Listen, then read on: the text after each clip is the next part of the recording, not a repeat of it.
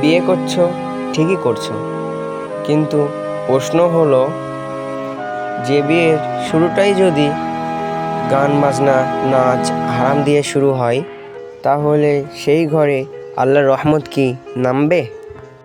ভাই, বিয়ে তো একটি পবিত্র সুন্নাত। নবীজি সাল্লাল্লাহু আলাইহি সাল্লাম যেভাবে করেছেন সেইভাবে করলে তাতে আছে আল্লাহর রহমত বা বরকত।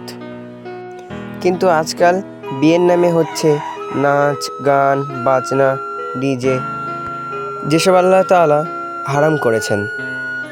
আজকাল মুসলমান বাড়িতে বিয়ে হলে দেখা যায় এইসবগুলোই তারা বেশি করছে, নাচ গান, যেগুলো হারাম জিনিস।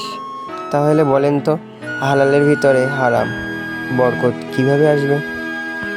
বিয়েটা হচ্ছে একটি হালাল পবিত্র জিনিস, কিন্তু তার ভিতরে যদি আপনি হারাম ঢোকান, তাহলে বলেন তো সেটা কতটা পবিত্র থাকবে?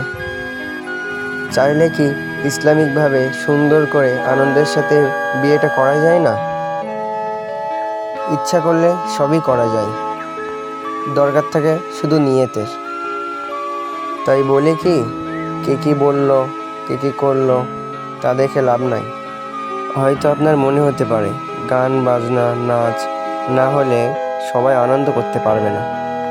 যদি এরকম ভেবে থাকেন তাহলে পুরো ভুল ধারণা।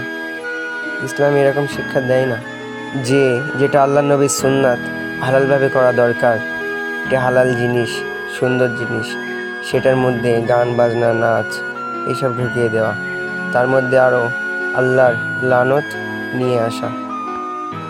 আসুন আমাদের বিয়েতে আল্লাহর রহমত, আল্লাহর নবীর সুন্নাতকে টেনে আনি। হারাম নয়, হালালভাবে বরকতের মধ্যে বিয়ে করব ইনশাল্লাহ। সকলে নিয়ত করে নেন যে সুন্নতি তরিকায় বিয়ে করব।